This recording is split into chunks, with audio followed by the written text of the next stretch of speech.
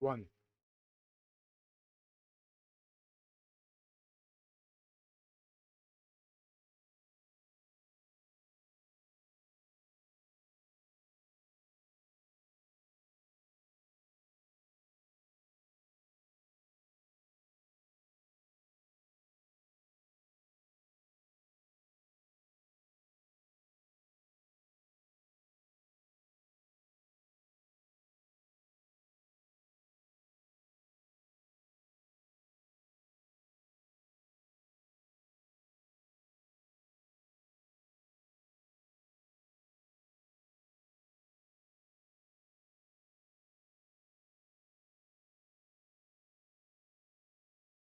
Good morning. We are in Newcastle in UK this morning, and I am in X-Plane-11.55r2. I am using a valve index, or sorry about that. I'm using a Vive Pro 2 with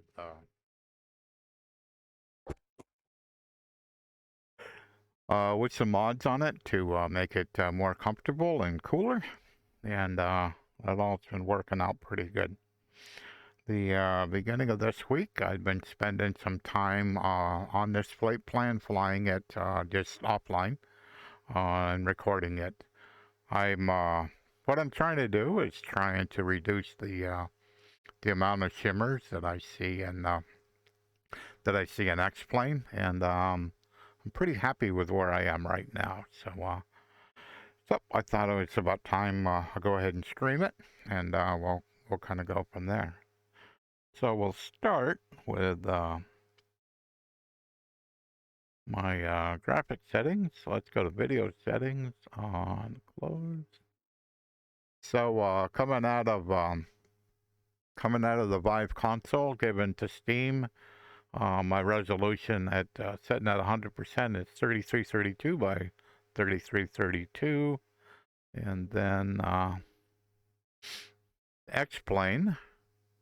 I have that set at 50%, which gives me 2356 by 2356.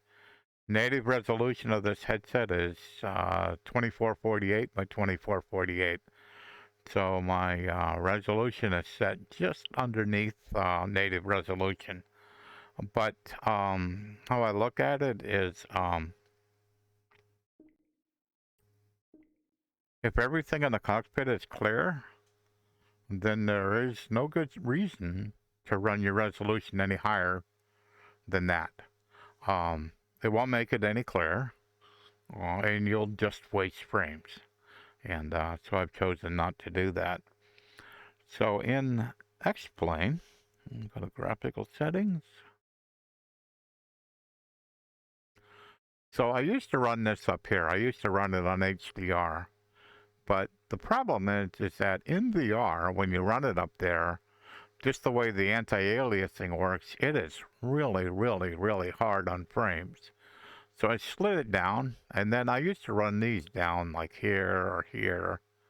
I run this one around here, or yeah, that one. I run that one. I used to run it here. This one here, I used to run about here. This one here, here, here. So because I slid this down, I run maximum texture quality, maximum anti-aliasing, and maximum anti-trophic filtering. So I run all of them right to the top. And and I'm running Vulkan. So what that gives me is pretty good frames here. What I have found is them clouds up over my head, those are the biggest impact of frames in VR that I have found. They are tremendous impact. A couple of my tests yesterday and day before,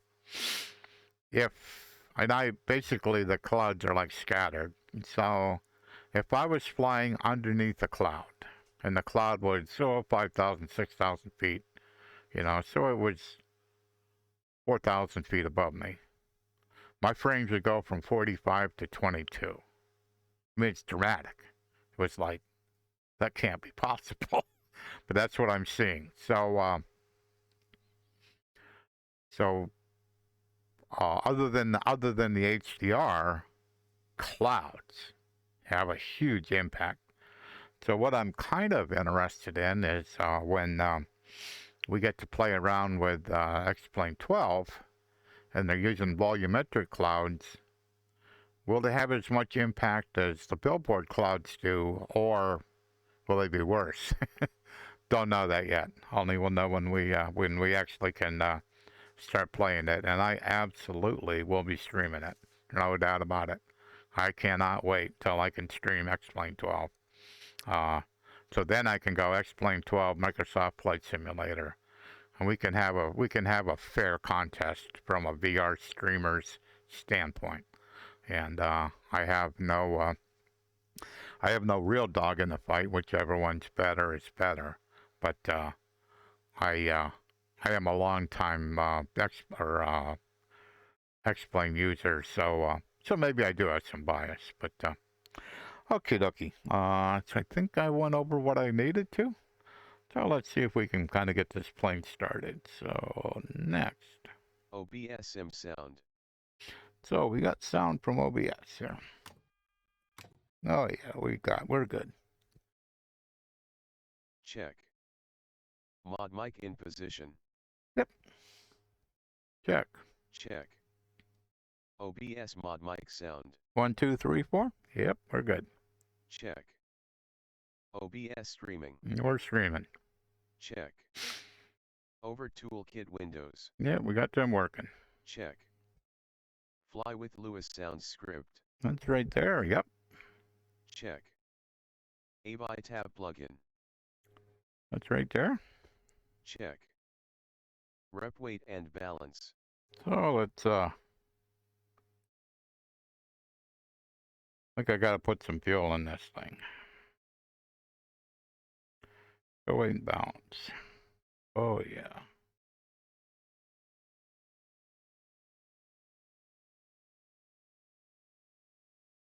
Oh, 17 in it.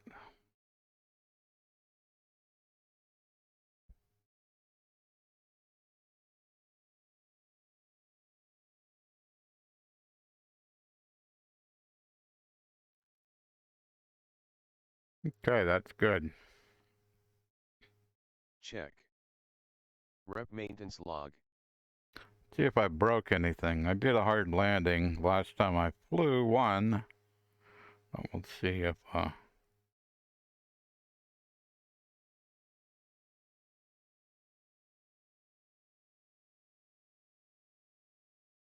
it looks good.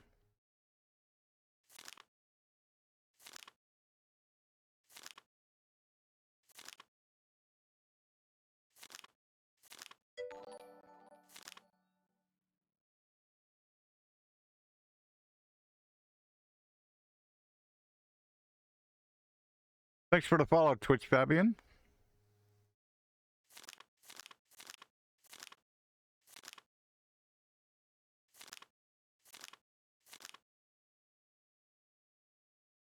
Okay, looks like we're good.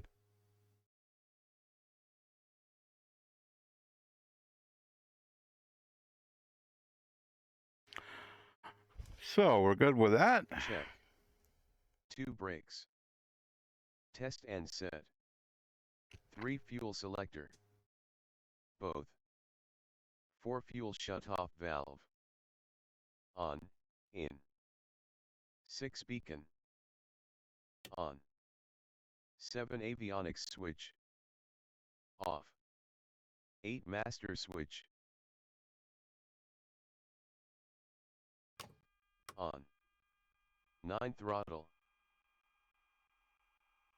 Open 1/4 inch. 10 mixture. Idle cut off. A auxiliary pump. On. B mixture. Rich until 3 to 5 GPH then cut off. C auxiliary pump. Off.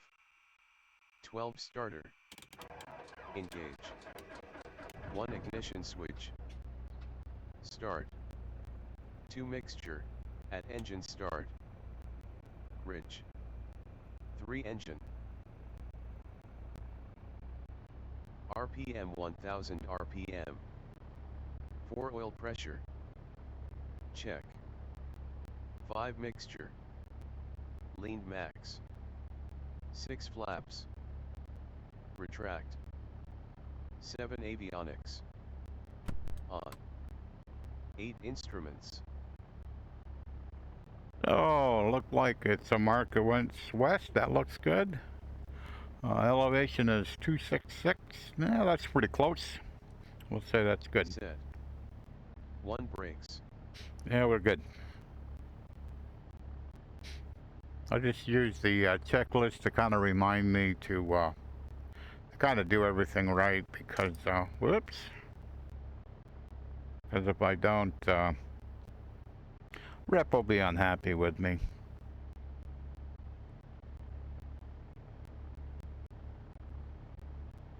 Cessna 6 Bravo Golf, say weather. Cessna 6 Bravo Golf weather at Echo Golf November Tango is scattered. Visibility is unrestricted, winds are 174 at 9 knots, cloud coverage is 2100 scattered. Current altimeter is 2906. Temperature 14°.10.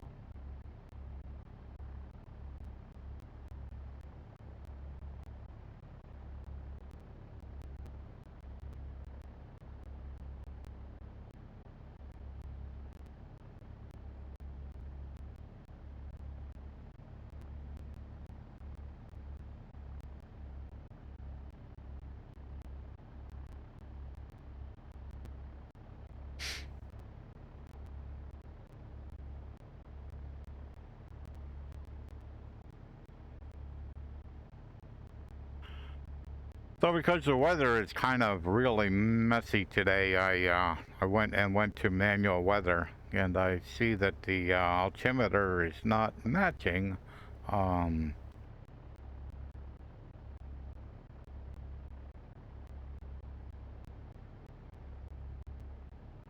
let me check.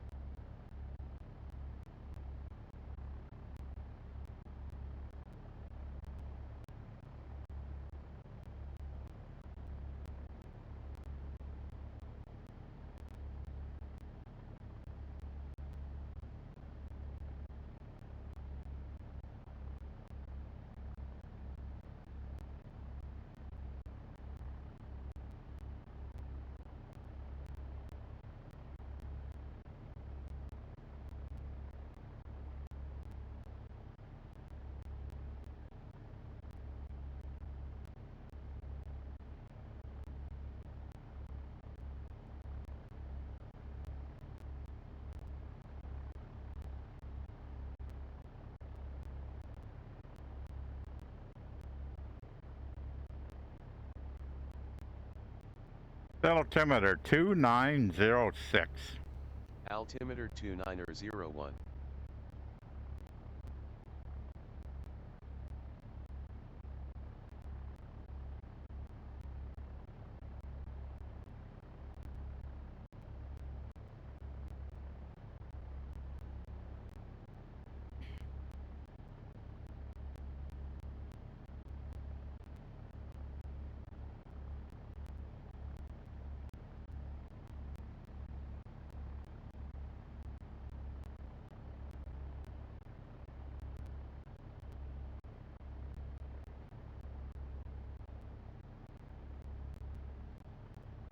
Altimeter 202706. Altimeter 2907. Why does that not look right?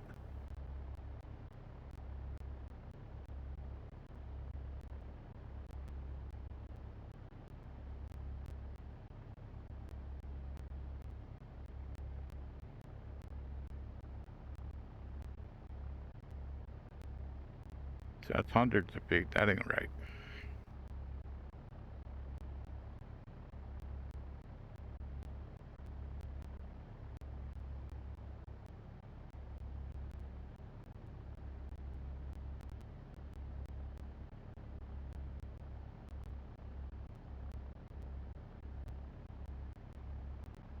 We're doing that.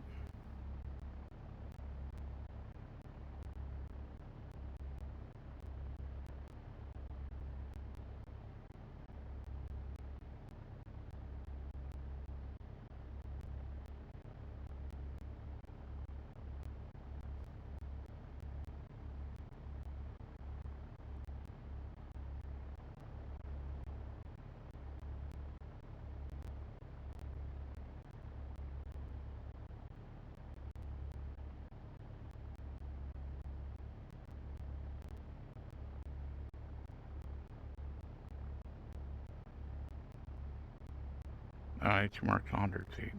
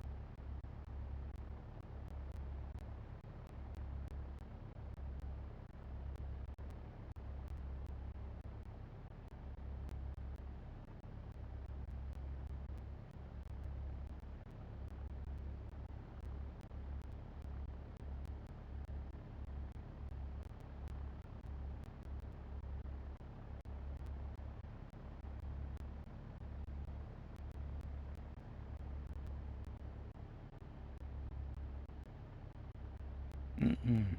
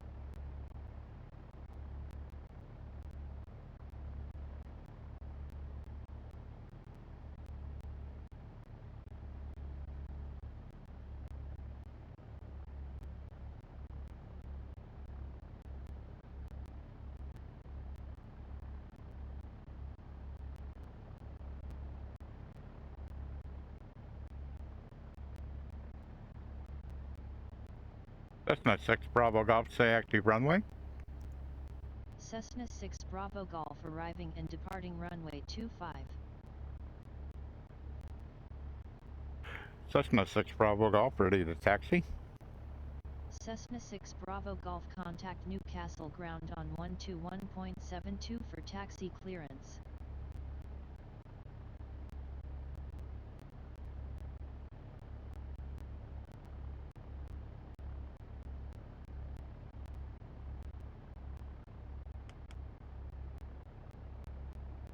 Ground Cessna 6 Bravo Golf, ready to taxi.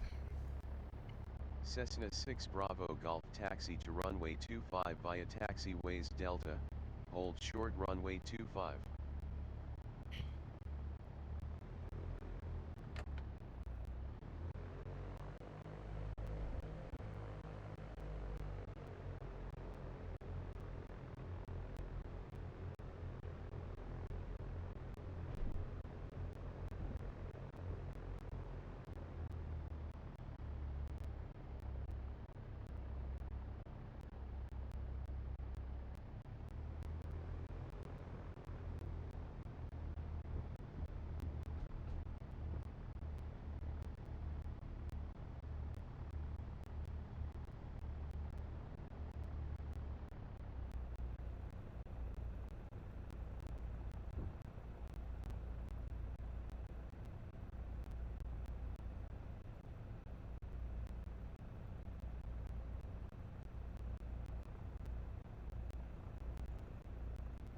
So I gotta get across this runway.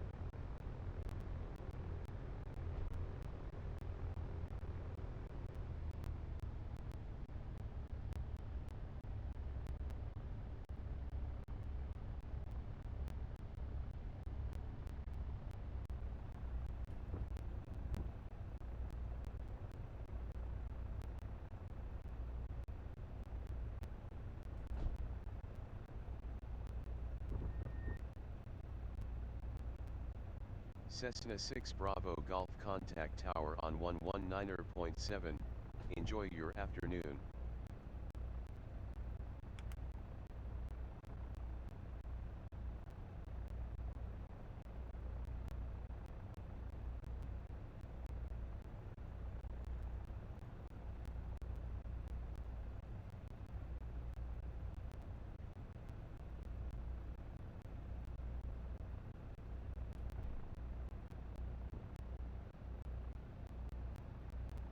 Cessna 6 Bravo Golf ready for departure. Cessna 6 Bravo Golf winds are 172 at 9 knots, altimeter 2906, cleared for takeoff, runway 25.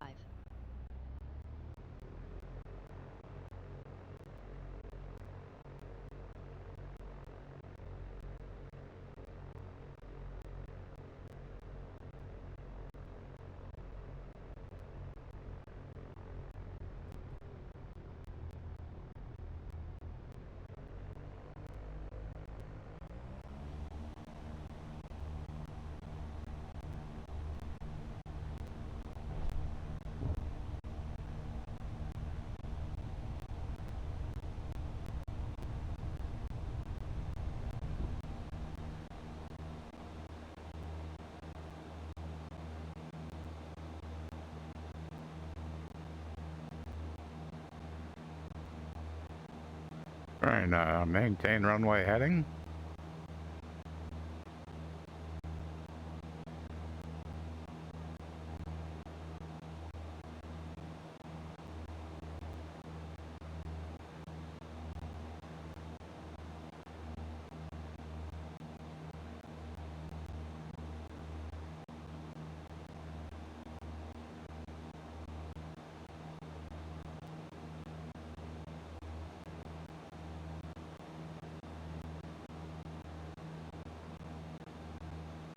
Okay, we need to turn to a heading of 263.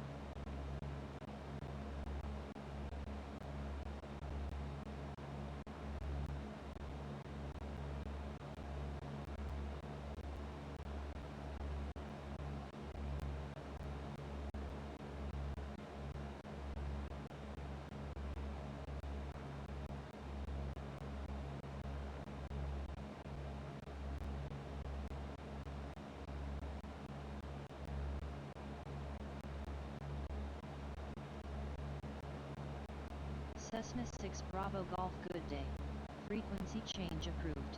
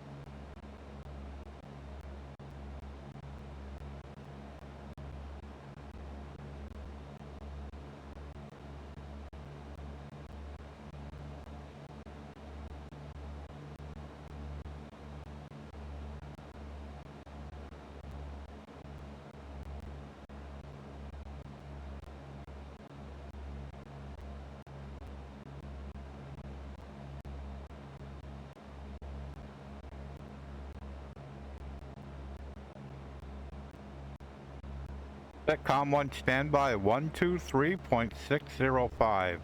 Com1 standby set to 123.605.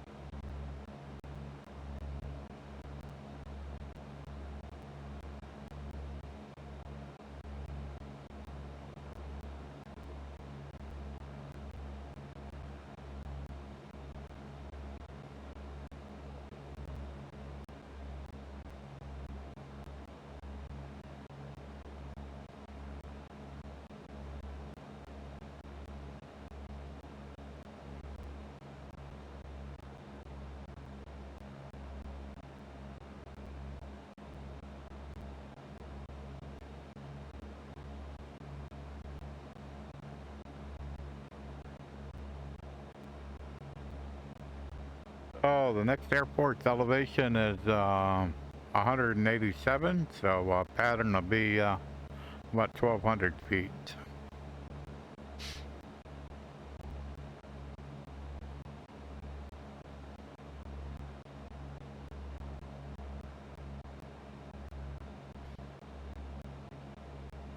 So when I get 10 feet out, I'll call for permission to land, and Carlisle doesn't really have a tower, so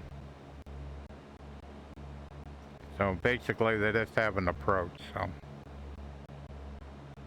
so it'll be a little tough to get permission to land.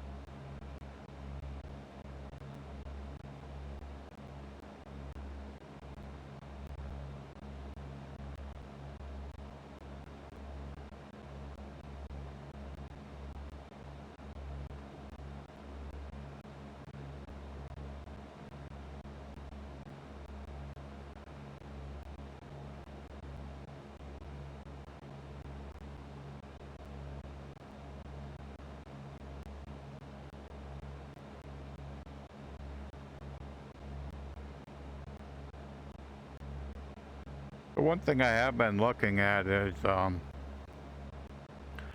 since I made my adjustment, normally like these power lines here would be shimmering. It'd be hard to see the individual lines, but there, you can absolutely see the individual lines, so it's kind of hard because of the haze, but you absolutely can see them, so.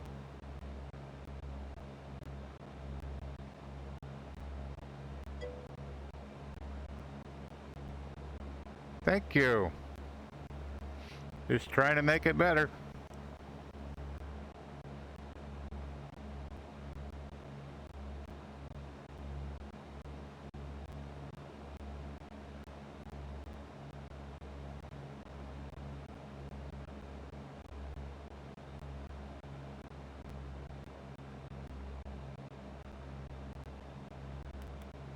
So we're 12 miles out.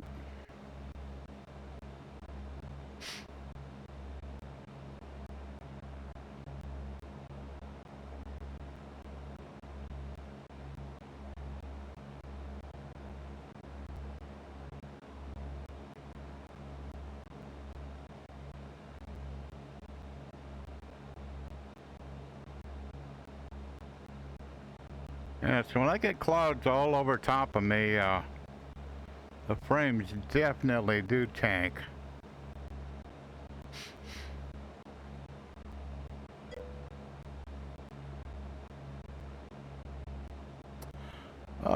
We're getting close to Carlisle in the UK.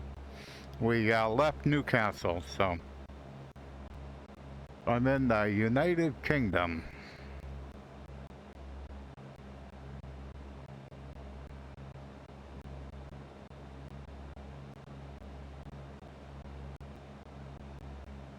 And when we get to Carlisle, we're going to do a touch and go.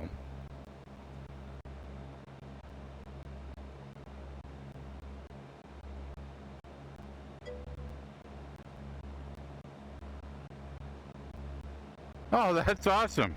That is awesome. We spent some time here a few years back before COVID. We were in London. We were in Holyhead. We did get to see the Stonehenge, so we spent a little bit of time here. So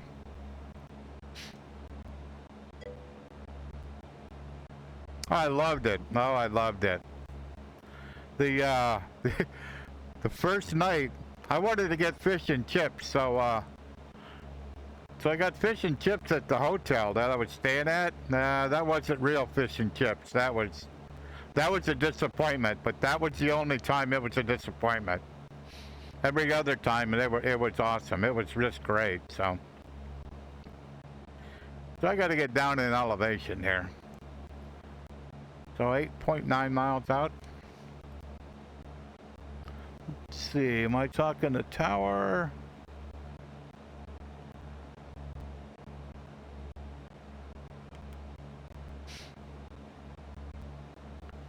Cessna 6 Bravo Golf inbound to land. Cessna 6 Bravo Golf, good afternoon. Squawk 1200, expect runway 23. This airport always is screwed up. Check this out. Cessna 6 Bravo Golf, say active runway. Cessna 6 Bravo Golf arriving and departing runway 25. So he told me to expect 23. When I ask what the active runway is, he says 25. The correct answer is 24. That's hilarious. Oh well. I gotta get lower.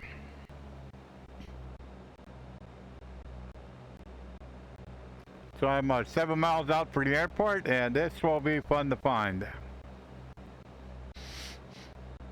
Make sure my compass and directional gyros lined up. Yeah, we're looking good. So, alrighty, we'll find it. 2-4. And it is hazy today. Wow. I think in all reality it's supposed to be raining. I changed the weather just a little bit, so I was hoping I didn't get rain.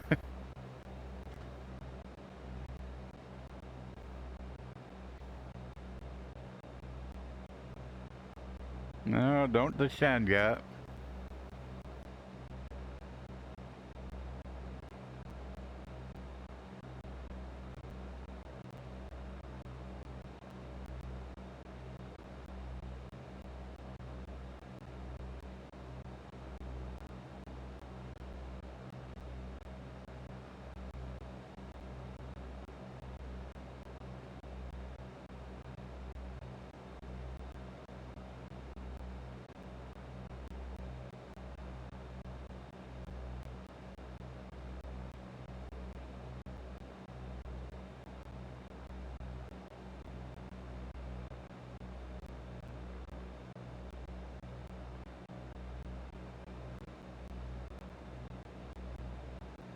Where are you?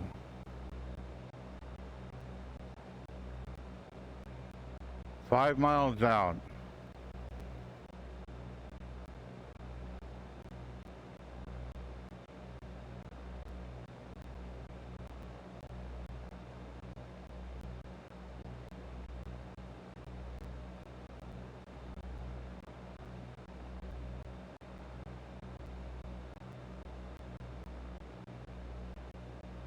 At it there?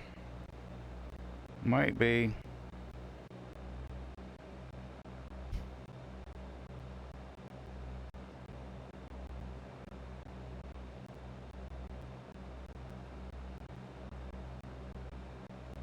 Three miles out. The airport should be on my left.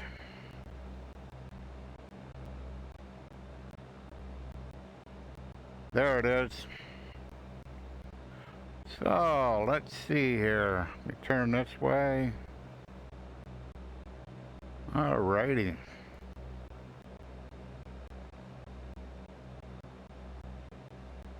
Yeah, that's hard to find. Wow.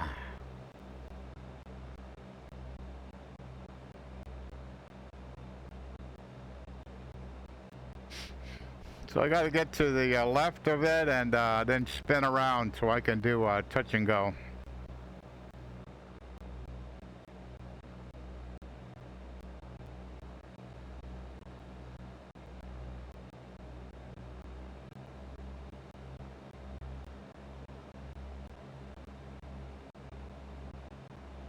So I'm a little bit low.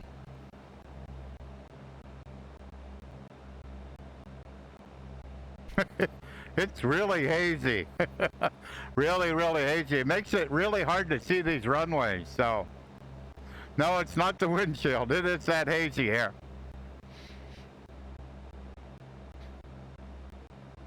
So the runway's over there on my right. So I'm gonna spin over here and get past the runway, and then I'll do a 180-degree turn and get set up for a downwind for runway 24. Because I know what the right runway number is. My ATC doesn't seem to know on this airport. The rest of them is good. This one here, nope, doesn't know.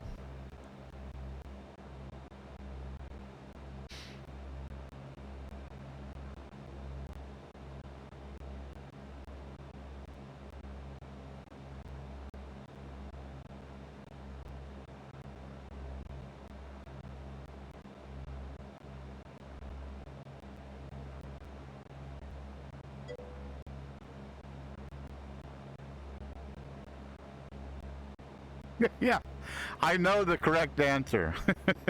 The correct answer is when you're on final, you look down and you see the 2-4, you go, that's the right number. I've landed here before a few times.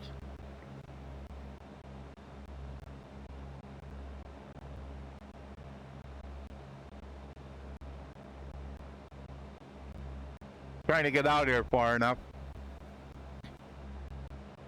Trying to see the end of the runway. Can't quite see it.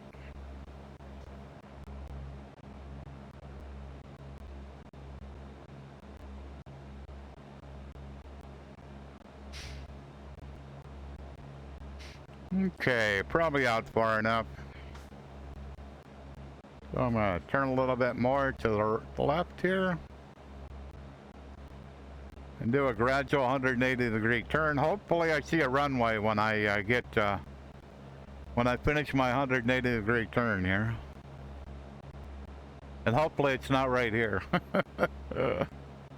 Come on around. So I'm doing this turn trying to keep about the same airspeed and trying to not gain any elevation. Or lose any.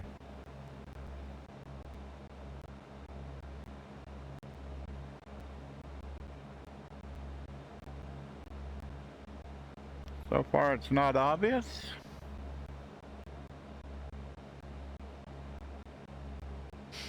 Still not obvious. There it is. There it is.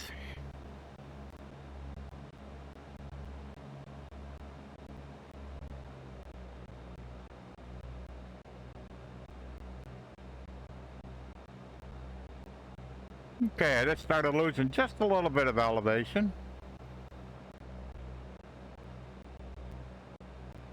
Cessna 6 Bravo Golf, downwind, runway 24. Cessna 6 Bravo Golf call turning final for runway 23. Cessna 6 Bravo Golf requests touch and go. Cessna 6 Bravo Golf winds are 172 at 9 knots cleared for the option runway 23. Oh, that's hilarious. Gotta love it. Can't take any of this too serious. Alrighty, I'm right around pattern elevation. I'm a little bit, I'm trying to get out a little bit wider. Yeah, that should be good. Yeah, maybe a little bit. Alright. Showtime. So, looking for the end of the runway. The plane is in the white arc right now. So, 1 notch of flaps. Pull the power back a little bit, about 1800.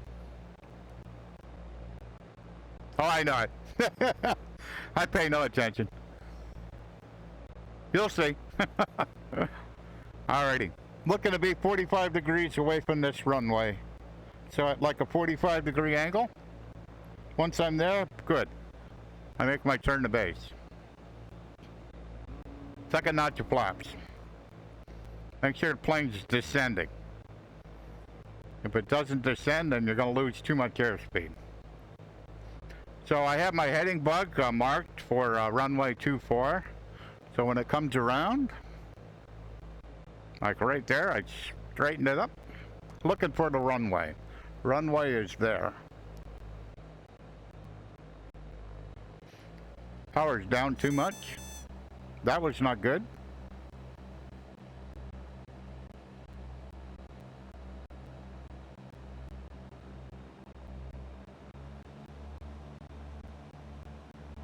Got a little too low in the pattern here.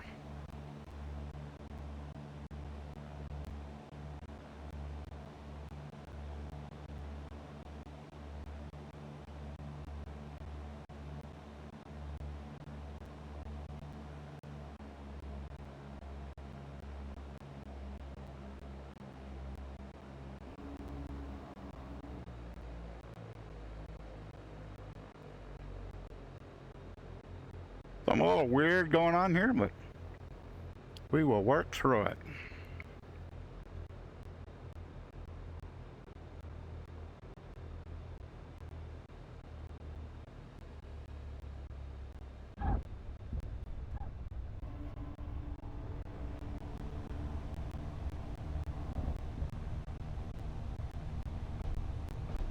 Up we go. It was almost like I had a crosswind, but I don't think I did.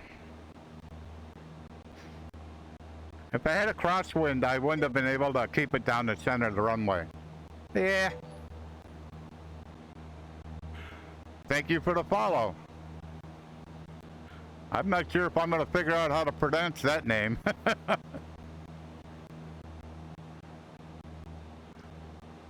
But thank you for the follow. Alrighty, we did a touch and go at Carlisle. So once I get above 500 feet above the ground, then I can turn on course.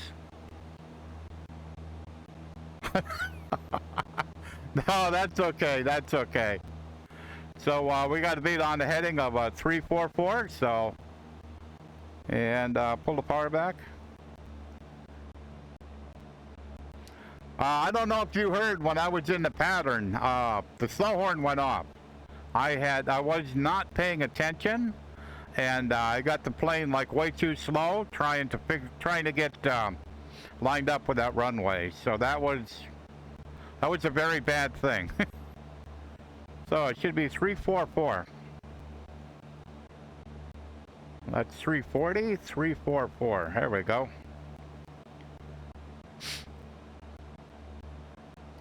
So next airport, 63 miles away or 36 minutes.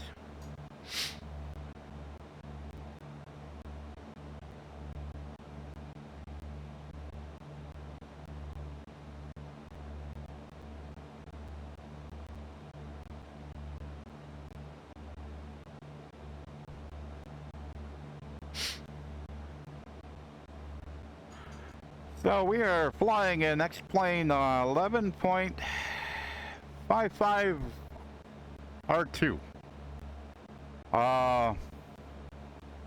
Basically, as best I can tell, this is the last version of X-Plane-11. There will not be a newer version of X-Plane-11. There will be an X-Plane-12 though. And kind of can't wait to when I can fly and stream it, especially in VR, because I just love VR. Not sure timing-wise when that's going to be. It will be released to a private beta for developers. Will be first released and then public, you know. Got a couple of months till Christmas, so I wouldn't. Christmas wouldn't surprise me if public come out around Christmas, but that's just a guess. I have no real idea. So I'm gonna see if I got this plane like lined up okay. Yeah, we ain't too bad. I'm gonna jump out of the cockpit for a second here. This will probably flip you out, but geez, boo. I just want to look at these windmills. Those look fairly good. I've been adjusting my settings to try to get rid of shimmers, and I don't see any at all on those windmills. I mean, it's hazy, so it's hard to see, but those look pretty good. I'm pretty happy with what I'm seeing, so better get back in the cockpit. How far off course am I? Nope. Hey, I did pretty good. I kept my elevation and I kept my course reasonably well.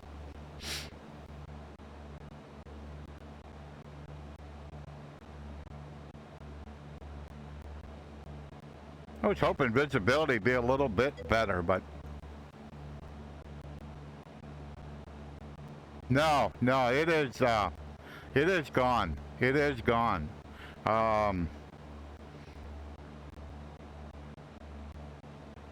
Whoops.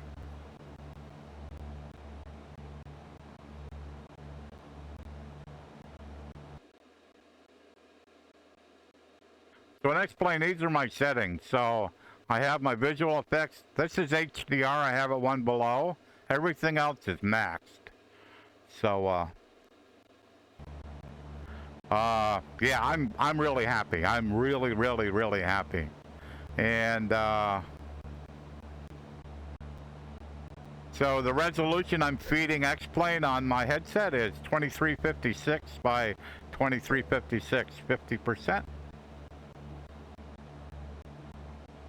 And yeah, it does. It's really comfortable. So that's kind of what I'm getting on FPS VR. So even what I'm finding is if I get too many clouds over my head, my FPS will go down. But if I don't, I can stay around 45.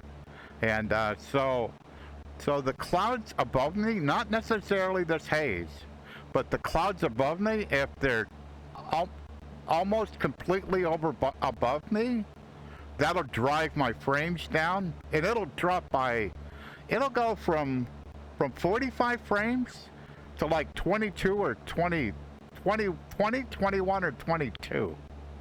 So that's huge. I mean, it is unbelievable what a difference that makes. But that's in because I've been flying this flight plan for basically almost every day this week, and I decided to finally stream it today. But that's what I've been finding, is that is the most dramatic impact in my frames. And you get down, I'm thinking, you get down in like 25 or less. It's gonna not be smooth, so.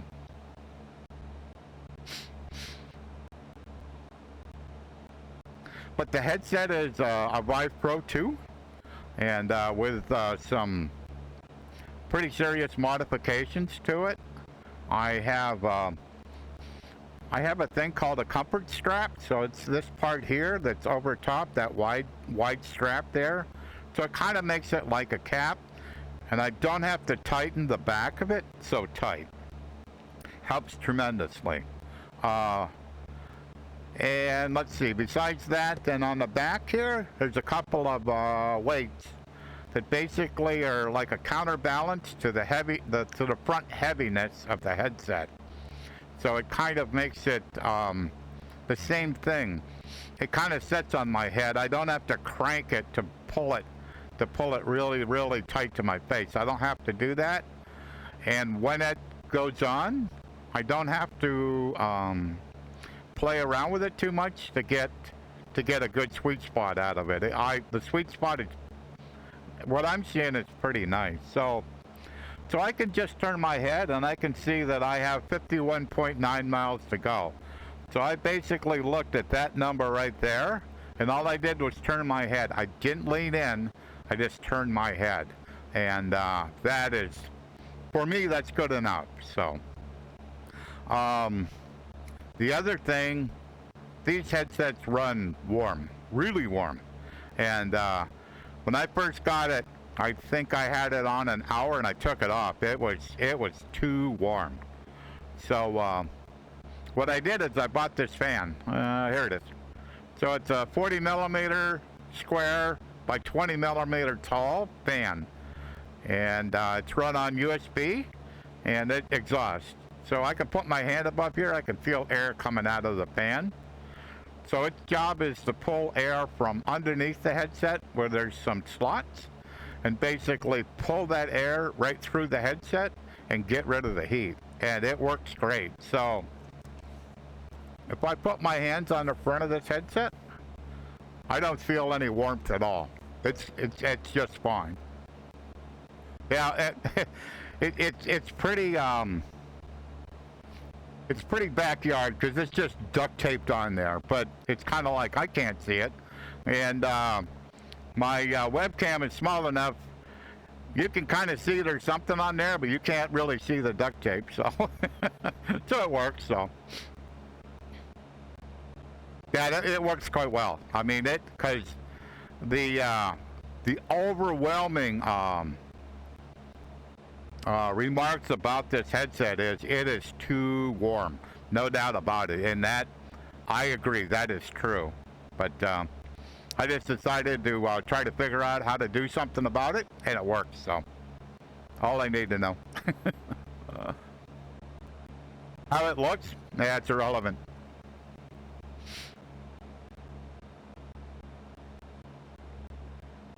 So I got to gain a little bit of elevation to get over these, I don't know if we want to call these mountains or hills.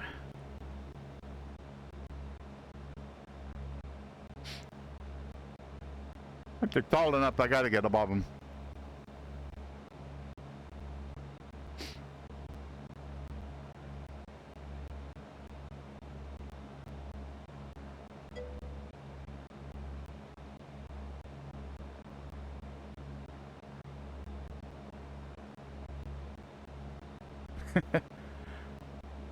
Rift S?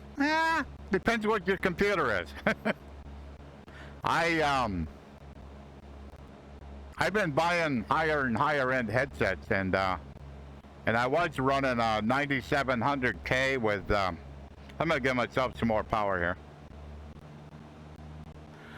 I was running a 9700K with a 2080 Ti, and I think I had just bought this headset, and that system was struggling to run this thing. So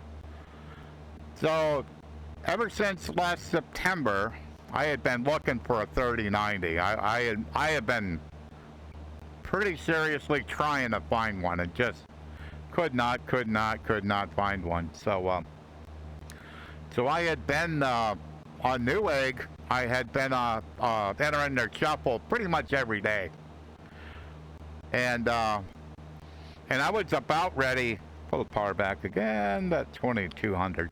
I was about ready to accept any 3090 I could put my hands on, but my preference would have been an EVGA, and in one of the fancier cooling models. So all of a sudden I got a text message, hey, you've been picked for the shuffle.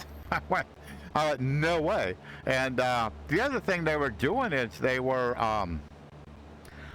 bundling them with other stuff.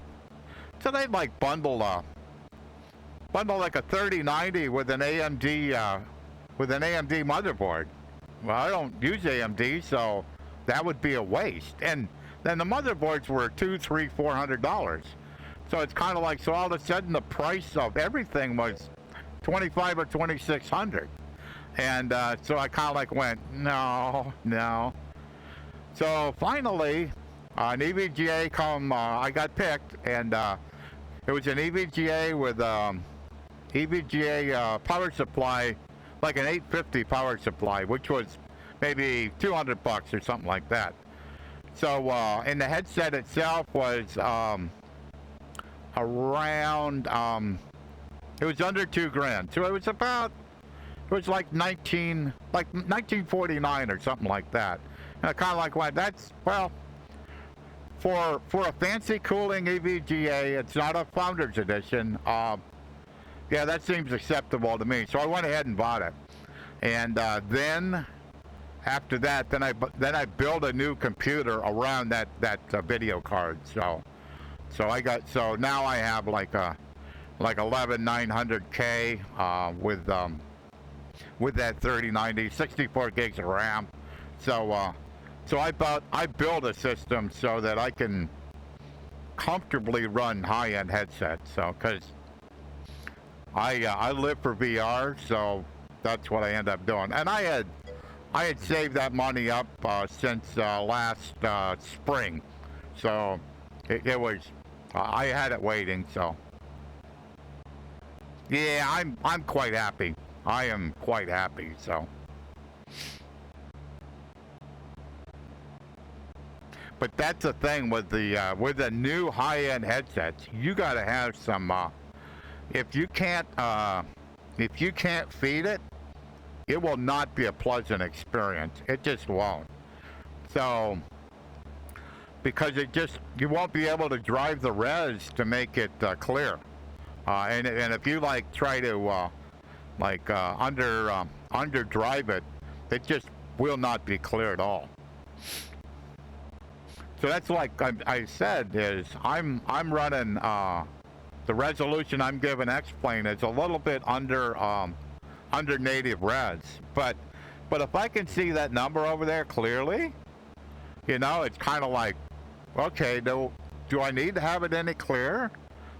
There's headsets that are better than this, but is it necessary? I don't think so. So we got 39 miles to go, about 20 minutes. So this is kind of a long leg. So this is a little over 60 nautical miles. So, and it's over some mountains, hills, that kind of stuff. So I got to kind of stay up a little bit. So I normally run my engine at around 2200 or so, and then try to get an airspeed around, 100, 105, 110. It depends on how much wind I'm pushing and all that good stuff. So the scenery that I'm running is Orbx True Earth for Great Britain, and I have all three. So it's three separate packages that covers Great Britain. So, and I'm really, really, really happy with how it looks. So,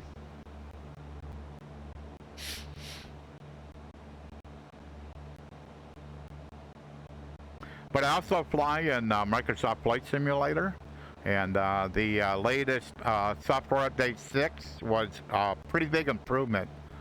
After software update 5, I could not really stream VR. It just didn't work. It wasn't a pleasant experience. So if I'm not having a good time in VR, I'm not going to stream it. So I streamed a couple of streams in Microsoft Flight Simulator. I think last week. I think I did. So I was basically doing the same flights that I did in X-Plane. I was doing them in Microsoft Flight Simulator. So it allows me to kind of compare, the scenery and performance. And one thing for sure is I can get X-Plane to perform better than Microsoft Flight Simulator. Software Update 6 improved it tremendously, no doubt about it. But still, it's not the same. And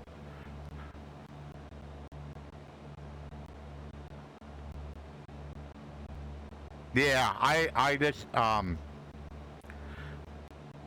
should I'll put it like this.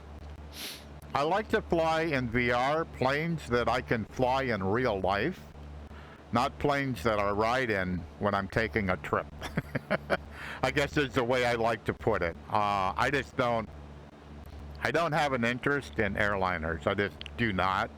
I know kind of how they work, and and that. I mean, I know how to start them and all that good stuff, but it's not interesting to me. So, but a lot of people love them. So.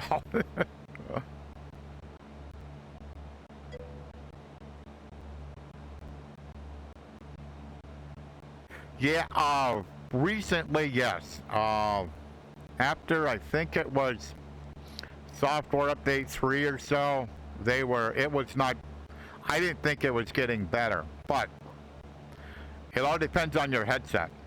If you have a headset that's easier to drive, then I think you saw improvements where the people that were running the higher end headsets didn't. They actually seen it get worse.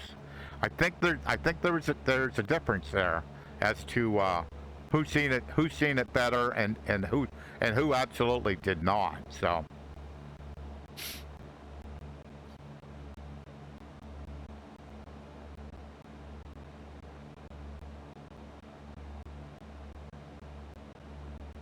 Mm-hmm.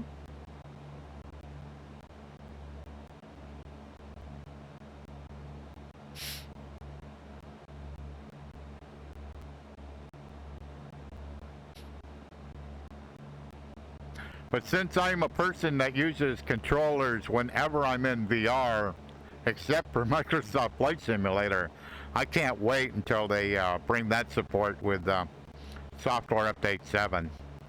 That will be very, very handy for me, because I use Valve Index controllers, so I don't need to worry about putting them down. They're always with me, so I'll be able to do the same thing in Microsoft Flight Simulator as what I can currently do in X-Plane. So that will be, I'm looking very much forward to that.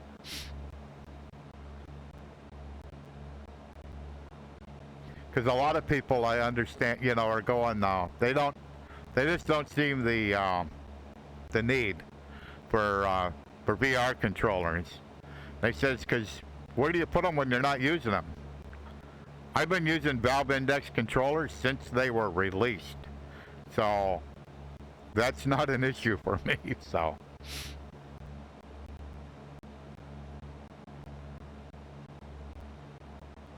Must be a lake down here, yeah.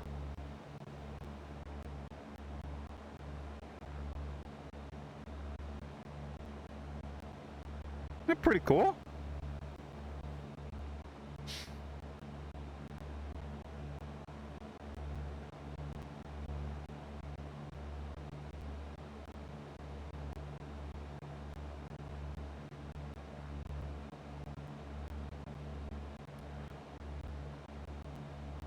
So as I fly under this cloud, my frames drop. A little crazy.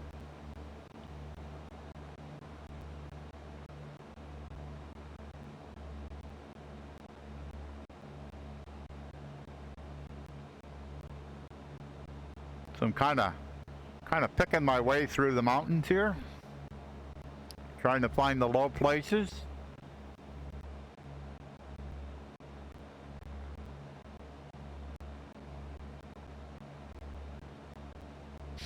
So kind of like loosely following the flight plan, because I still got 26 miles to go, so. And I got to get over quite a few of these until all of a sudden I clear the last ones, and then the airport is kind of in a valley in between this, so.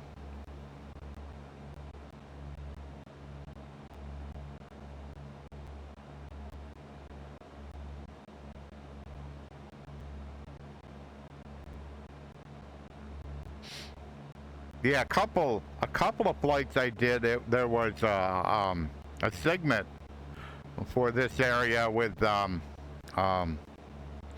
turbulence. I took off from the first airport, and man, I was getting danced like gangbusters, just left and right and left and right. It was tiring trying to keep it on course. It just was very tiring, and but. But after a bit, then it kind of went away. But it still was really, it was way more overcast than what this is. So, because I basically took live weather, and then I told it I want it manual, and then I took the overcast and drove it up about, I think I drove the bottoms up around 6,000 feet. So I thought if I got them up high enough, then they wouldn't be bothering my frames too badly. So that seemingly has worked. So it's like, yeah, like right now, she's all red because I'm like under this cloud here, and that's what goes on. So you seen earlier I was around 45, and that's how far this will go down because of the clouds are up overhead. So what I'm really interested in is with X-Plane-12, will that still be true? Because it's been, ever since I've used VR and X-Plane, it's been this way. Is that if it's really overcast, and the closer the clouds are to you, the worse it is. So if they're really close, like 500 feet above you, it's really bad. So so I'm kind of curious if it's going to get, if that part will be improved. Because you wouldn't think it should change it that much. I mean, some, yeah, but not that much. That's pretty dramatic.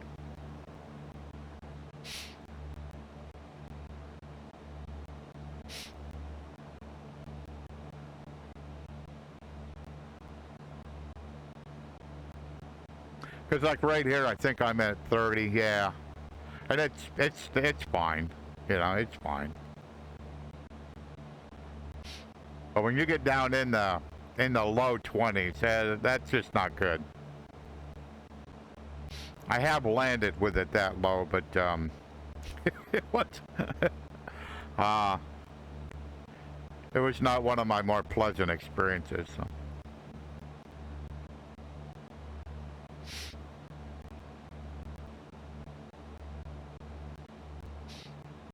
Yeah, and I can see some slight shimmerings way out on the horizon, just a little bit, just a very, very little bit. And it may actually be so quick.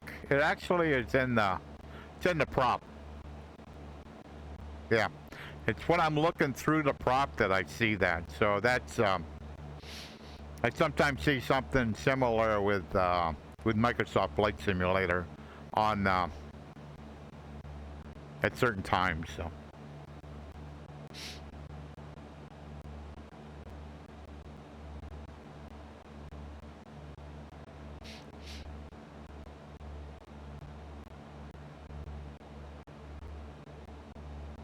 So 18 miles out, where are we going? So we're going to Edinburgh.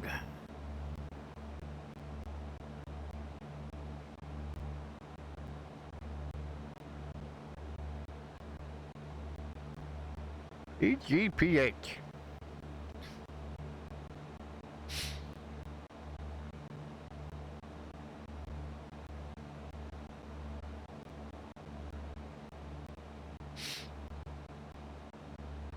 Yeah, we actually, I've actually been to Edinburgh. We went to see the, there's a thing called the Tattoo, which is like military bands from like all over the world come to this thing, and it's at Edinburgh Castle. It's really, really cool. It was pretty awesome to see. So, seeing military bands from countries all over the world. It was interesting. Yeah, I think we spent, oh, I don't know, 4 or 5 days there. So, spent quite a bit of time. It's after we had went to Ireland, and we took a ferry from Holyhead to Dublin, and spent time in Ireland, and then flew into Glasgow from Ireland, and then took a train down to Edinburgh. So it's a good time. So it's kind of neat where you can like fly into places you've actually been to. It's quite neat.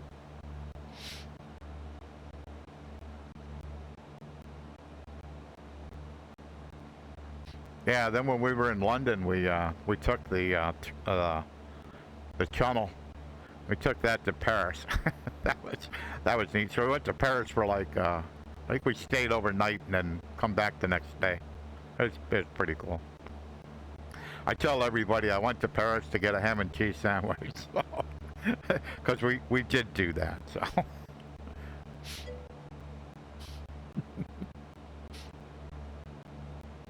think we've been to Paris probably 4 or 5 times.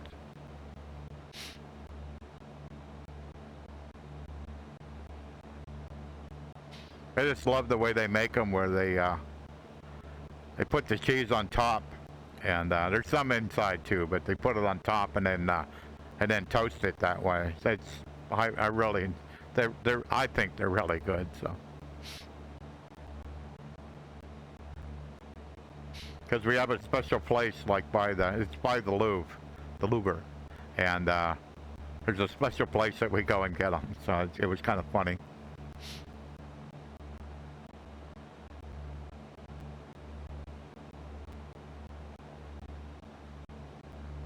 They're everywhere in Paris, but it's just the place we got first. When we were there, when we got it first was it was in the spring. It was cold, and so they had heated wine, and with these sandwiches. It was just awesome. The problem was it was so cold, the sandwiches would cool off pretty quick, and the wine would a little bit too, but the wine stayed warm for a while. So that was kind of neat. I had never experienced that before. The heated wine, that was pretty good.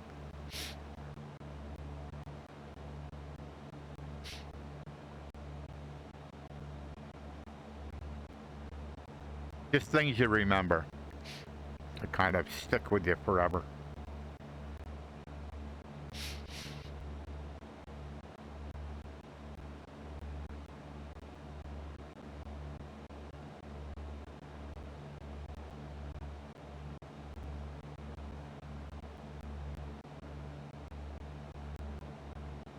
Yeah, I think the first time I was in Paris was we were actually staying in Italy, and I said to Sherry, I said to my girlfriend, I said, hey, we'll just take a train up to Paris for a couple of days and then come back to we were flying out of Rome. I said, we'll just take a train from Rome up to Paris and spend a couple of days, and then we'll fly back home. And she goes, oh, okay. So that was our first trip, and that was the one I planned. And my girlfriend's planned every other one, so. But it all worked out great. It was like the first time we had actually went to Europe. So it turned out way better than I could have ever imagined. Because you're just hoping, like, you pick good hotels and all that good stuff, and everything, all the connections will work and all that, because it was all done by train. So, but it all worked out. I mean, it was pretty cool. Alrighty, we're 7 miles out. I suppose we better call the tower.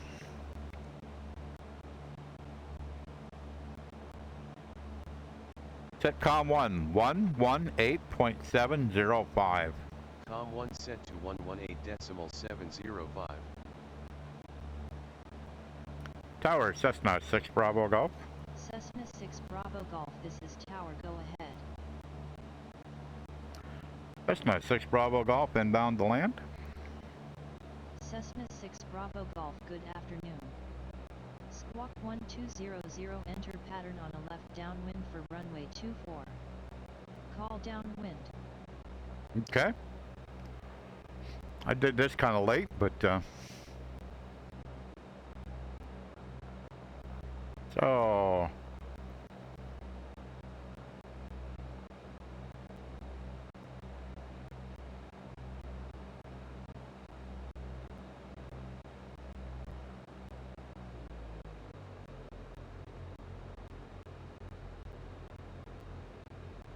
I looked over there and I went, there's an airport there. Don't tell me that's the airport. And I looked and I went, oh, no, no, it's not. It is an airport, but it's not the one I'm looking for.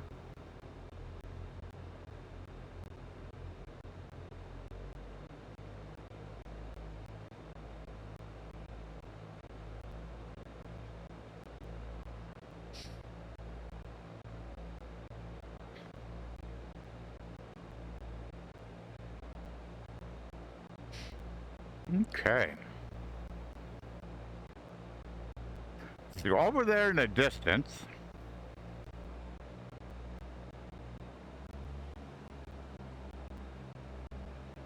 trying to get my plane kind of do what I want it to do. I dropped the elevation a little bit quicker than I thought I was going to. Over in the distance, you can see there's 3 things that are sticking up in the air. That's a bridge. And there's actually 3 bridges over there. And so that is when I am on my way to the next airport, I'm going to fly over those bridges to kind of show how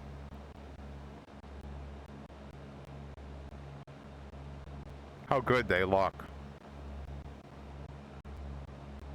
Because used to be when I would fly over them, they would like shimmer, the wire, the cables would like shimmer pretty bad. So if I understand it right, that is the airport right there, but something's telling me that's really not. Nope. So is this it? Let me go this way. Yeah, okay. We're good.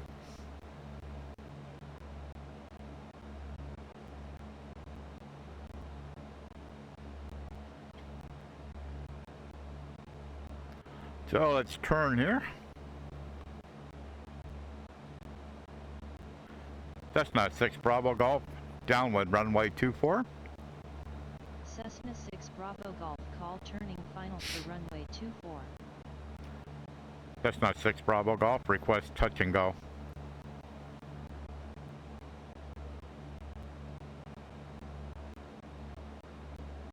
Cessna 6 Bravo Golf, request touch and go. Cessna 6 Bravo Golf, winds are 272 at 12 knots, cleared for the option runway 24. Okay. Like we're all set up pretty good here. I'll pull the power back a little bit. Retrim the airplane. I got her slowed down a bit. Trying to get it in the white arc.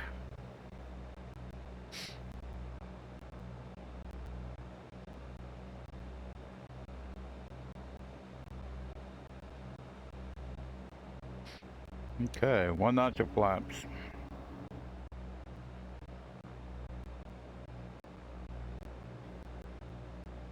So let's see if I can do a little bit better approach. Last one was, it ended up okay, but it wasn't good.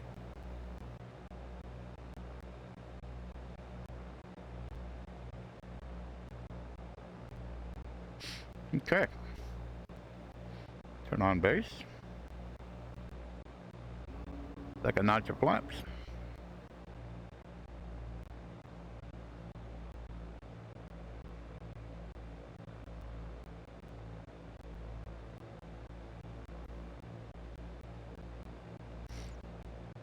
Looking for the runway.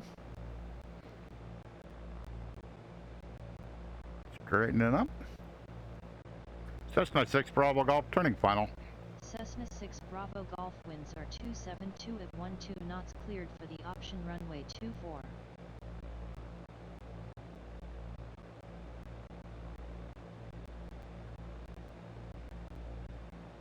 Overshot that just a little bit. So I'll get the plane get it straightened up a little bit here.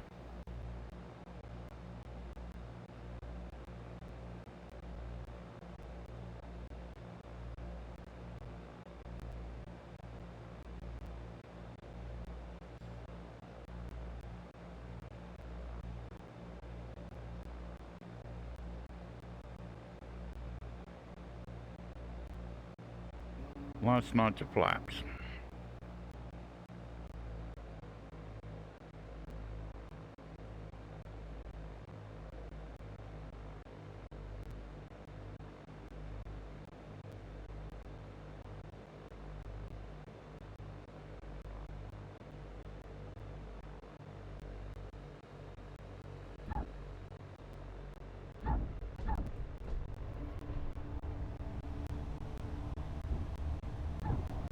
Oops. Yeah, it wasn't too bad. I've done way better.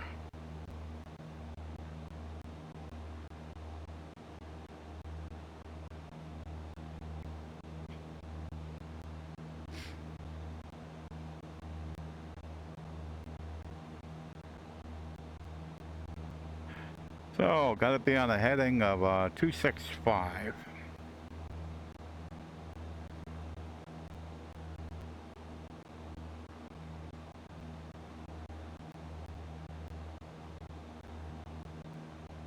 Okay, 500 feet away.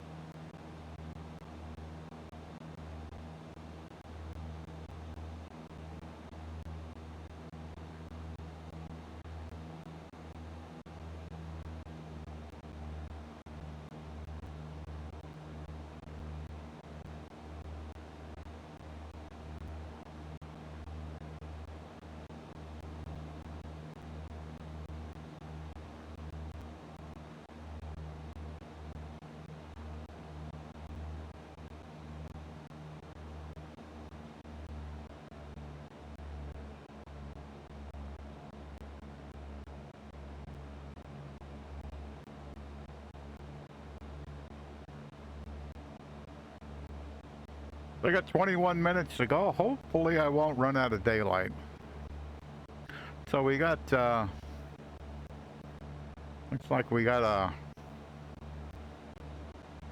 tank farm here.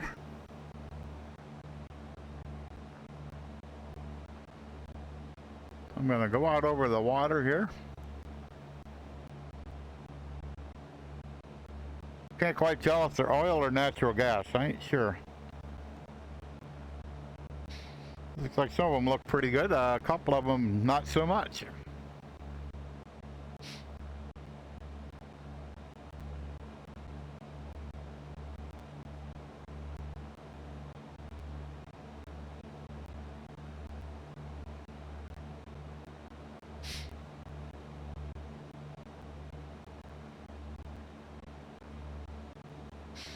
So when I finally get turned around here, I'll be kind of on my, I'll be close to my flight plan, so.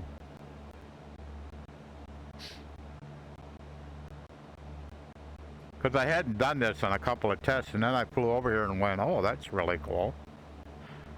So I'll get out here and then I'll jump out of the cockpit once I get kind of lined up.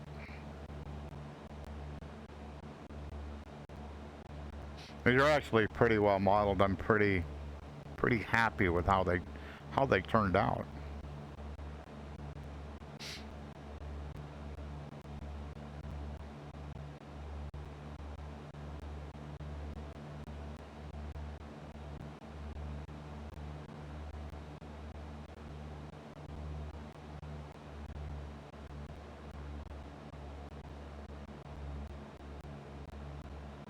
Okay, it should be good.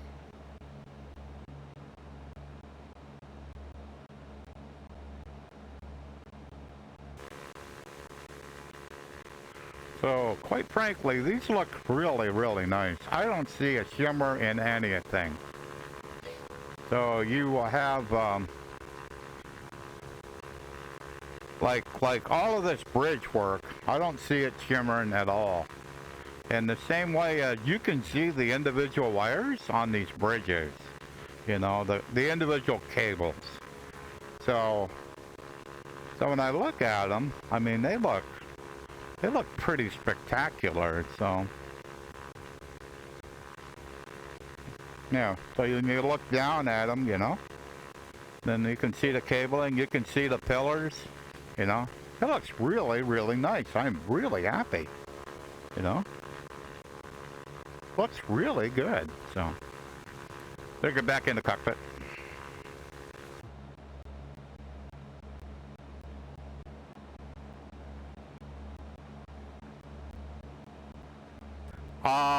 I basically turned,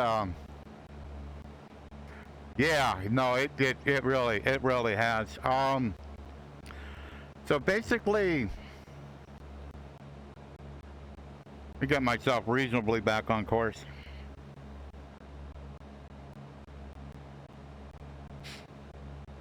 Yeah, it looks like it's gonna be really close here.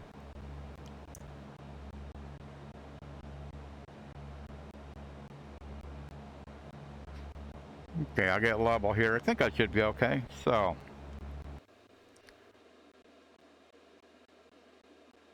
basically all I did is I had this up here, which HDR. I turned it down, and I had these down, like this one here was probably, it was here. This one here was about there. This one here maybe was here or here. I don't remember. But I shoved all these, when I turned this down, I shoved all these to the top. That's basically all I did. And it was, because appears, excuse me, it appears like the HDR, especially in VR, is using a different kind of anti-aliasing that is very, very hungry.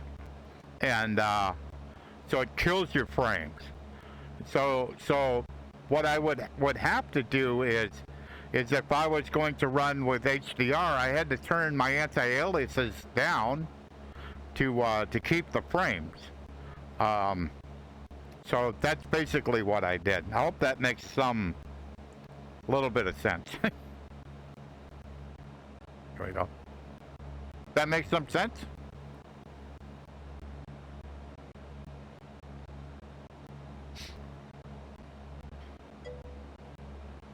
Okay.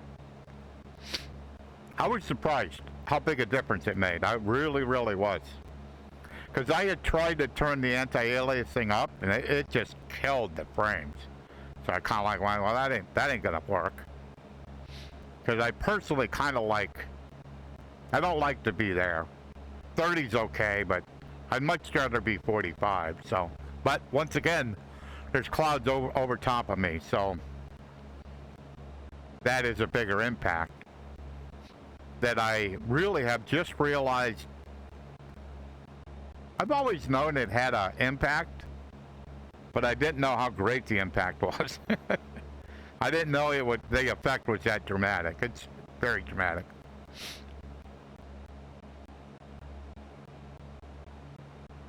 Alrighty, should be on a heading of 265. I'm a little bit off course.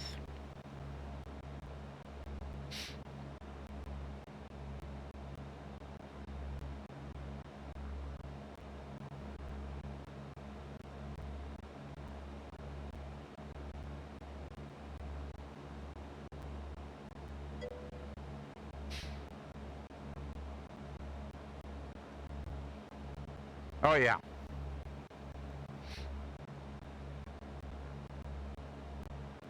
Yeah, I normally start streaming at 11 o'clock Eastern Daylight Time, and that turns out to be about 4 o'clock UK time.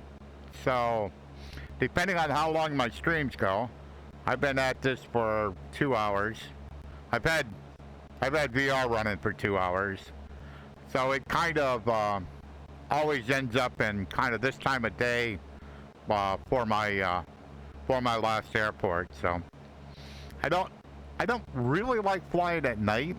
At night it's hard to find airports, but I'm starting to enjoy kind of flying like this, and it looks like I won't make it to the next airport before the sun goes down. So EFP. So the last airport we're going to is Glasgow, and that's where we flew from Ireland to. We flew to Glasgow and then took a train to Edinburgh when we went to see the tattoo. We're still like about 18 minutes out, so there is no way that I'll make it before the sunset. I ain't got that fast a plane. I think it was yesterday or day before I was doing this route, and the weather was really, really bad. I ended up getting close to Glasgow, and man, there was like ground fog. You had to be, wow. You had to be 200 feet above the ground before you could see the ground. I couldn't find the airport. It was kind of like, okay, well, let me change the weather so I can at least find the runway. So, but that was really crazy because you'd be, yeah, I was probably flying at 700, and I could barely see the lights of the city below me. It was nuts.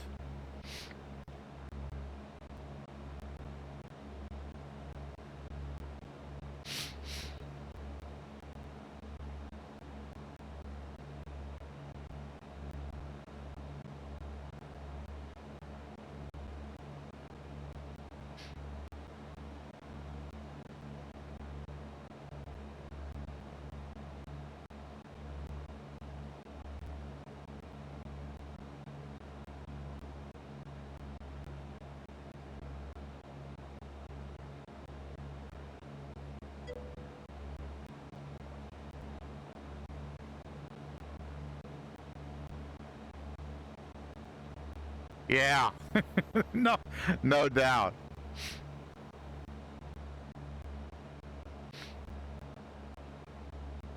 Because I generally like to fly close to real weather, but sometimes it's just in a GA aircraft. It's just kind of like, no, you wouldn't be flying in a real GA aircraft in this weather. So I try to get it to kind of match that. So.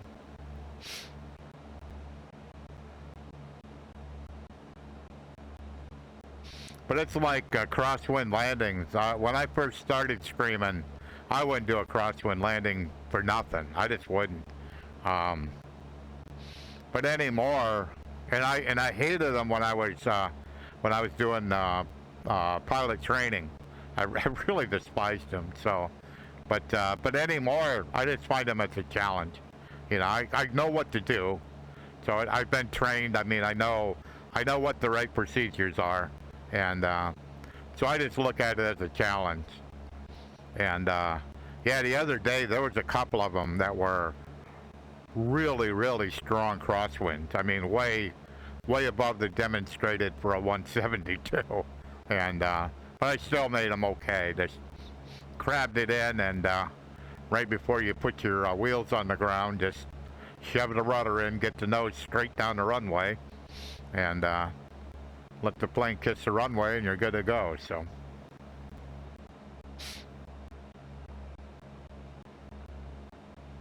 I know what to do. You know, it's and like I said, it's just I just look at it as a challenge anymore. It's a plane I'm flying here that's 172. It's so it's a default 172. But it has a program, an add-on called the Reality Expansion Pack. So basically, it makes the plane more realistic and certainly less forgiving. So if I land too hard, I can do damage to the plane. So I can do damage to the tires. I can do damage to the struts. You know, I can hurt the airplane. So.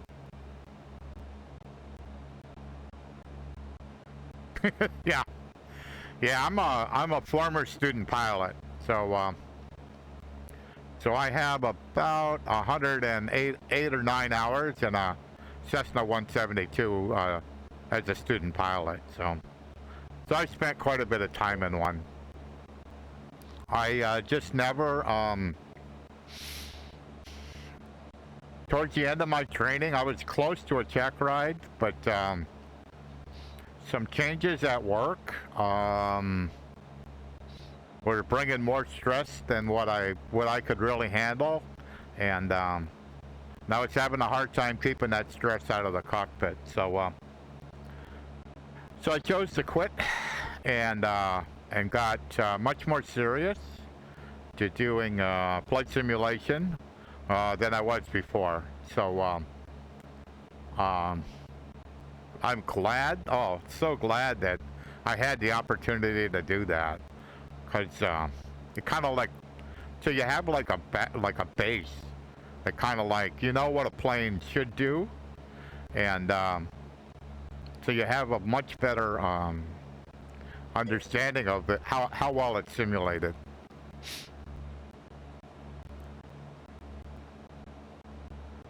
Yeah, 'cause I've been in computer flight simulation for quite a while. My girlfriend, I don't think we were together too long, and so for a Christmas present, she bought some flight training books, and then she bought me my first 20 hours of flight training at the local flight school here, and I kind of like looked at her. I says, "Are you serious?" I says, "So you want me to go fly for real?" She says, "You've been playing around at a computer. Why don't you do it for real?" I went, "Oh, okay."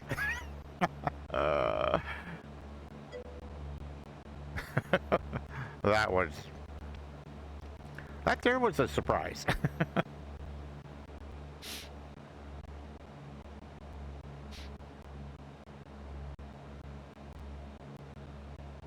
Learned a lot in that time.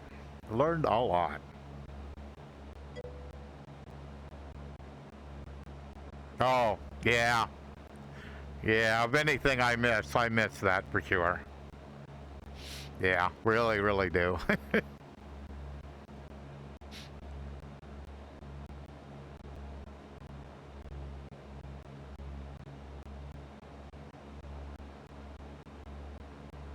Yeah, I remember like when I first soloed. you, you kind of like look over, and when you actually like take off, you look over in the right seat, and you go, "Uh-oh, it's all on you now." so that was pretty epic, no doubt about it. So.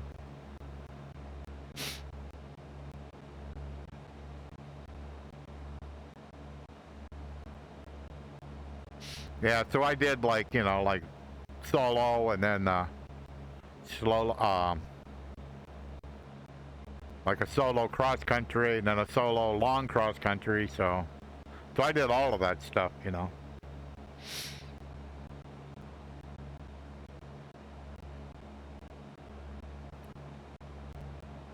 Let's go tower.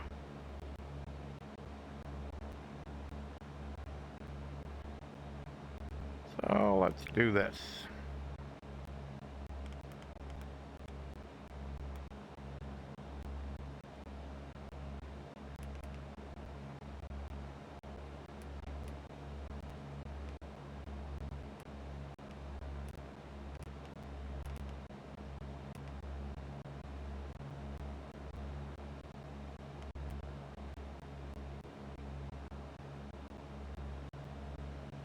Tower, Cessna 6 Bravo Golf. Cessna 6 Bravo Golf, this is tower, go ahead. Cessna 6 Bravo Golf, inbound to land. Cessna 6 Bravo Golf, good afternoon. Squawk 1200, altimeter 29er15, expect to enter on a left downwind for runway 23. Call downwind. Awesome.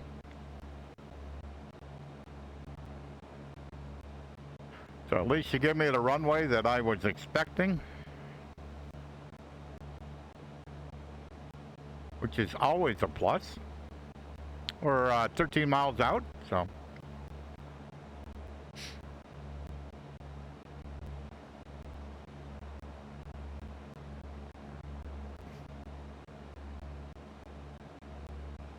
Yeah, I haven't been in like in a real, I haven't been in a real GA airplane in, oh, probably 6 years or something like that, so.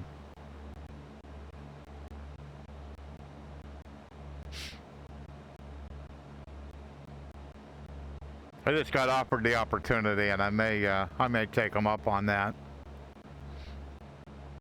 I have a friend at the flight school that works there, so he told me if I wanna go up for a flight, just let him know.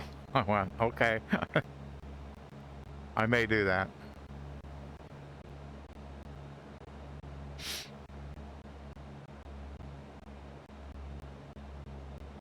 It's also why I so like my hardware. So I have MFG crosswind pedals, so nice rudder pedals, and then I have a Fulcrum 1 yoke. It's made in here in the UK, and nice yoke, not cheap but nice yoke. So this yoke here, of course, it has the roll is 90 degrees both ways, but the real cool part about it is the stroke. So this yoke goes in and out 8 inches, just like a real, it's like a real Cessna or Piper or any of that. So it is, it matches a real world airplane. So that's pretty cool. It helps with landings tremendously. It allows me to kind of like, when I'm coming in landing and starting to flare, you know, where you can kind of go, oops, that's too much. Just release it, don't push it. Just release the pressure a little bit, and let it settle. And it works quite well. So what are we? 9 miles out. Okay. So I'm kind of on course here. Nothing visible quite yet. Not quite surprising.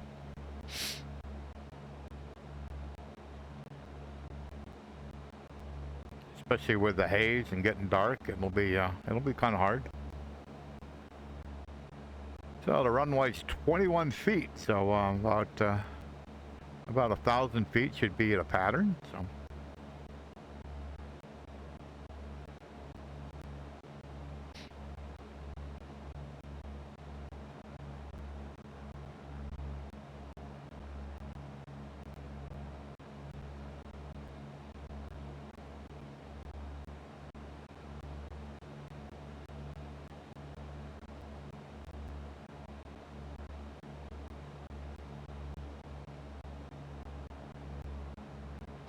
Pretty good sized place here.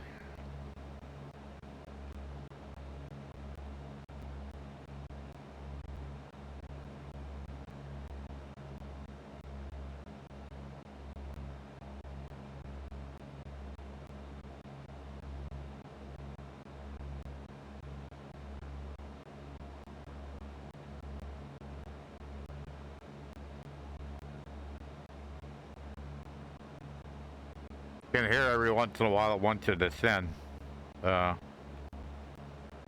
Engine's at the right RPM, but it's just trying to descend a little bit. You can just hear it in the airspeed. So as it goes to descend, the airspeed increases.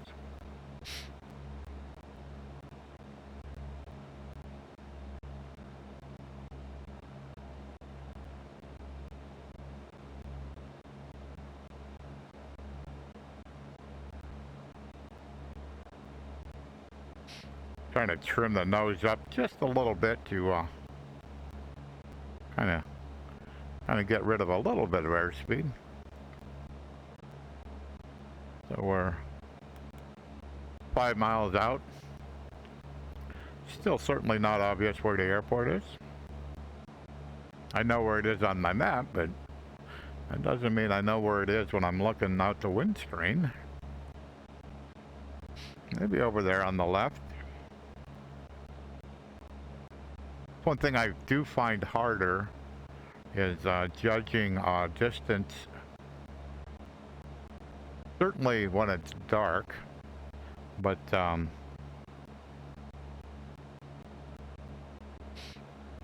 the runway there.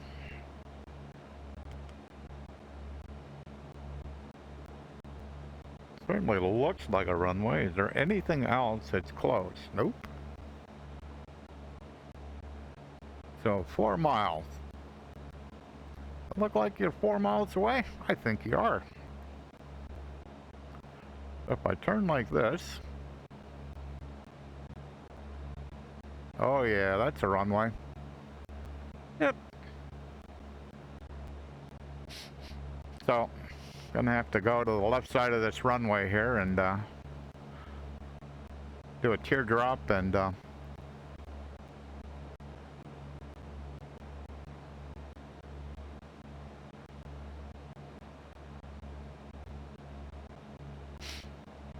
do a teardrop to get me lined up for the downwind of runway 23.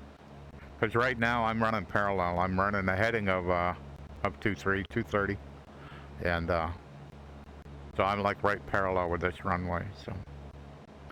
So just trying to be level here. I'm a little bit high. I'm at 1,400 feet. So.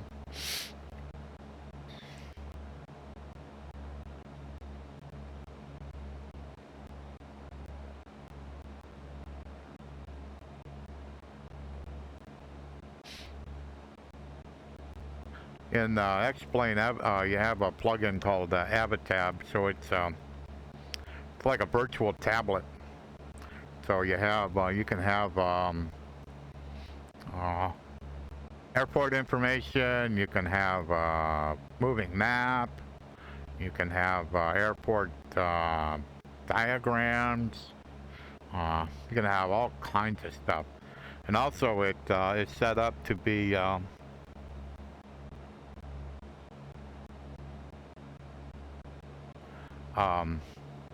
if you have a Navigraph subscription, it's set up that it interacts with Navigraph also, so it's pretty cool.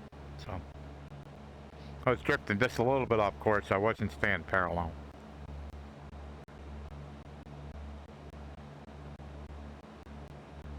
But it is it's a pretty cool add-on, so.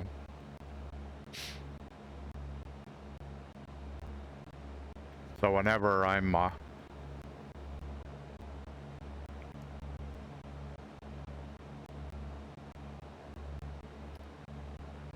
flying in X-Plane in VR, that will be with me. So just kind of just keeping a lookout for where the end of this runway is, so I can. How big's the runway? Okay, so the runway is 7,700 feet, so it's a big long runway. You have to look for terrain. Terrain isn't too bad here. Rises up a little bit, but not a lot.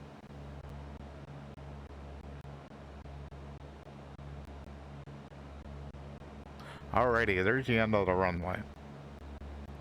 So we will, looks like a natural gas storage facility there.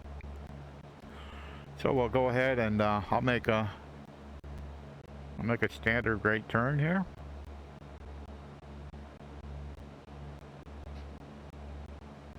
Should be far enough past the runway that everything will turn out okay.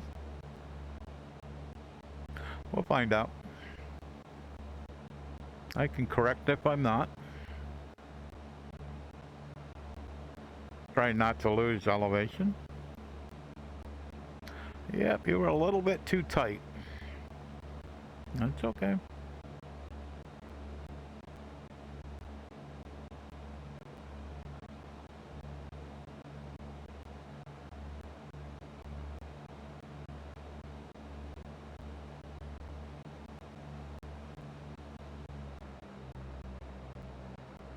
Yeah, that wasn't done as well as I have in the past.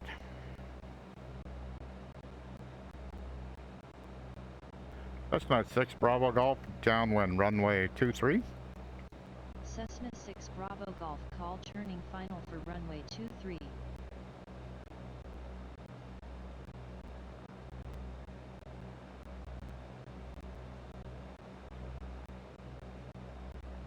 I'm gonna get out a little bit further.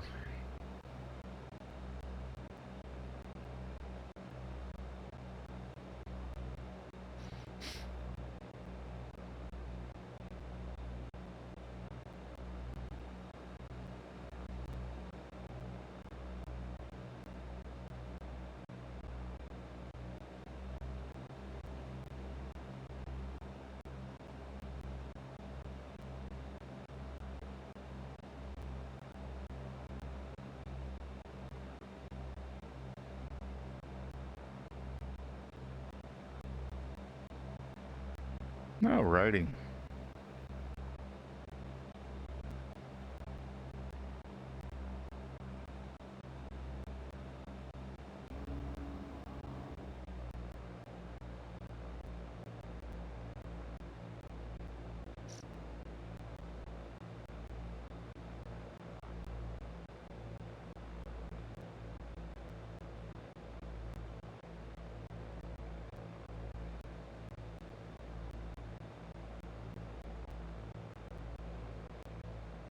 Okay, that don't look too bad.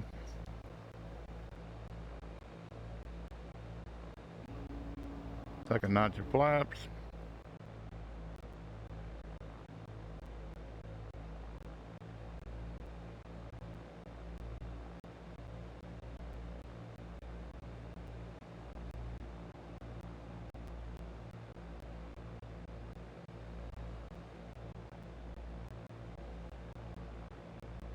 Cessna 6 Bravo Golf turning final.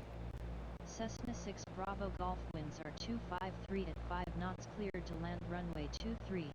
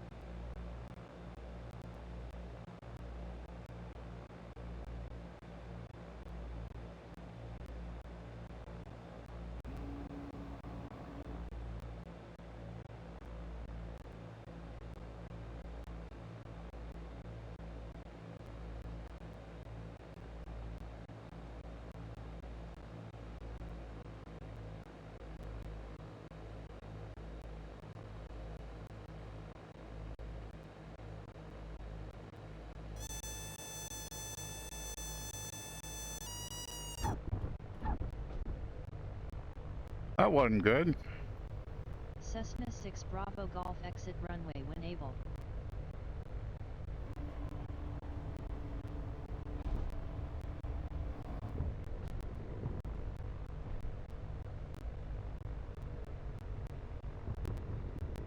That wasn't good at all.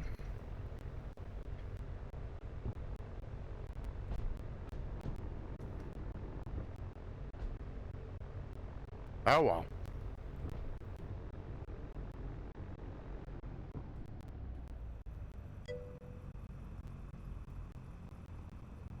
yeah, that was a real hard one. I misjudged a lot on that one.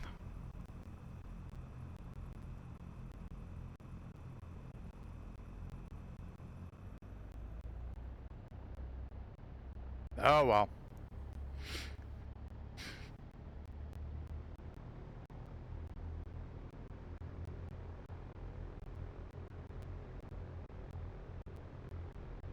And it wasn't dark enough that I couldn't see the runway either. That wasn't it. I just completely misjudged the power.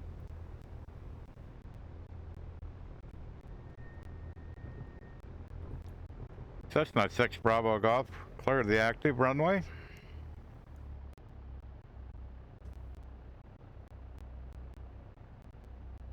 Cessna 6 Bravo Golf, clear the active. Cessna 6 Bravo Golf, this is Glasgow Tower on 118.8. Please repeat your request. Request taxi to parking. Aircraft calling tower, say again with your call sign. Cessna 6 Bravo Golf, request taxi to parking. Cessna 6 Bravo Golf, contact Glasgow ground on 121.7 for taxi clearance.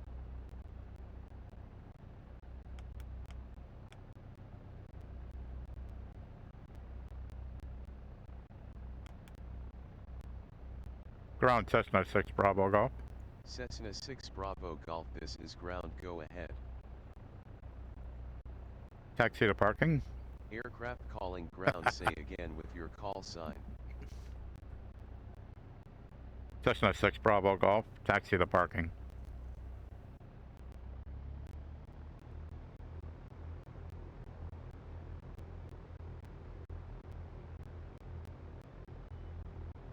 Cessna 6 Bravo Golf, taxi to parking.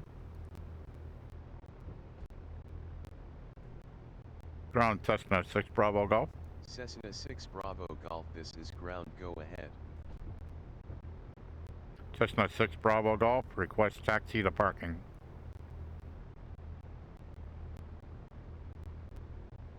Cessna 6 Bravo Golf, taxi to general aviation parking via taxiways Alpha, Golf. I'm gonna pick my own.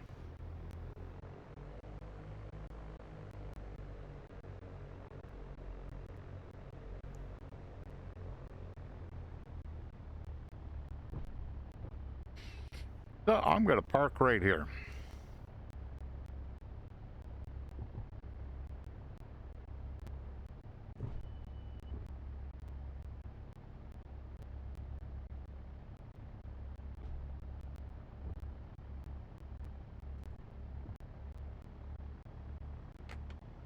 Alrighty, we made it.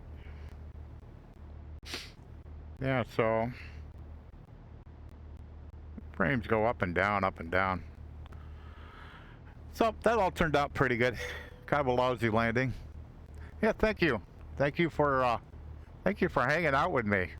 It's so much fun to have somebody who you can interact with while you're flying. So, and I will always interact with chat, with the one exception of I'll interact even on the patterns, but on final I'm just like deadly focused.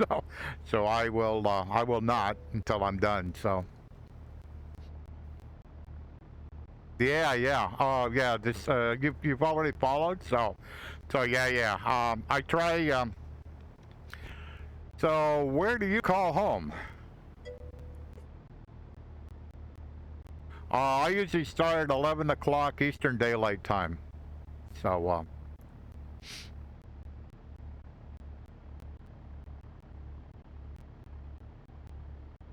Because I call home Erie, Pennsylvania. So.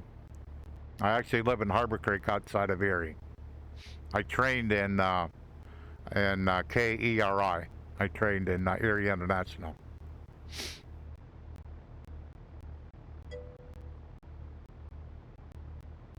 Oh, okay. All right, Bristol. Okay. Yep. Been there once or twice. In the sim. Don't know if I haven't been there in real life, but once or twice in the sim. So. Yeah, that sounds cool. So what time is it there right now? So it's got to be around 6 o'clock?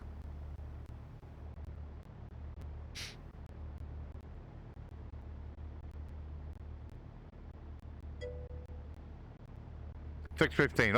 Okay, that's what I was thinking. So, and so does the so is it sun's down now then in England?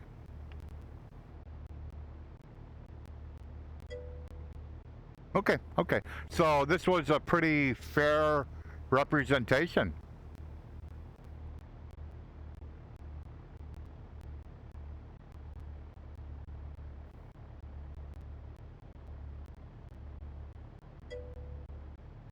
Cool. That is good to know. Alrighty, I'm gonna call it a day, and thank you so much for stopping by.